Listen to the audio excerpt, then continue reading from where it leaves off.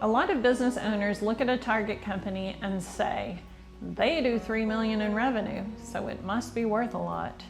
But purchase price isn't a feeling, and it's not a revenue flex.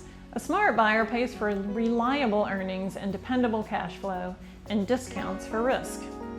Today I want to show you a simple way to think like a buyer so you don't overpay and so the deal actually works after closing.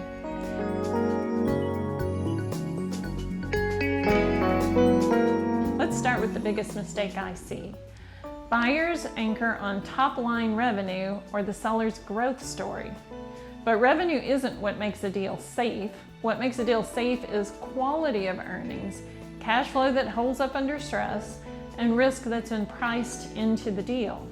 So here's a practical framework I want you to use. Step 1, stop asking how big is it and start asking how stable is it? Two companies can both do $3 million in revenue and be completely different businesses financially. Ask, is revenue spread across many customers or concentrated in a few? Are customers under contract or can they leave easily? Is revenue consistent month to month or dependent on a few big wins? Stability reduces risk, risk reduces price. Step 2, look at earnings and make sure they're real. Sellers love to present adjusted profit with add backs. Some are legitimate, some are fantasy. Common profit distortions include one-time projects that won't repeat, deferred maintenance that made profits look higher than they actually were, underpaying key roles, especially for the owner, personal expenses mixed into the business, and one-time expenses that seem to happen every year. A buyer pays for repeatable earnings, not best case earnings. Step 3, stress test cash flow, because cash flow pays the bills, and this is where buyers get hurt. Even profitable businesses can feel cash poor if receivables are slow, inventory has to be rebuilt, payables are due right now, or you can add loan payments on top of everything else. So ask, what does a normal month look like for cash? What does the worst month look like? Can the business still operate smoothly while making the new debt payments?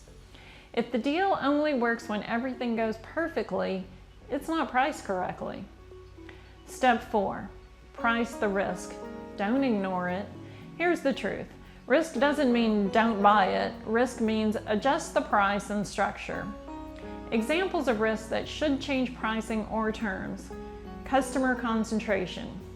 Messy books that don't reconcile, potential tax exposure, key employee dependency, aging equipment and deferred maintenance, weak reporting systems that require cleanup. If risk is high, a buyer should consider protections like holdbacks or escrow earnouts tied to actual performance, specific warranties and indemnifications, price adjustments based on working capital. Step 5, remember the buyer's rule. The buyer's rule is simple. You make your money when you buy, not when you sell. Meaning, if you overpay at the beginning, you spend years trying to fix the math. So when you hear, this business is worth X, the better question is, what's the risk-adjusted price that still works after taxes, after financing, and during the first 90 days?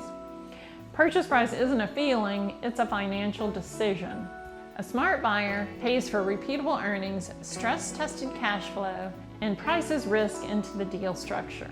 If this was helpful, please like, subscribe, and comment with the word price if you want a simple checklist of the top risk factors buyers should review before making an offer. Thanks for listening, and I'll see you in the next video.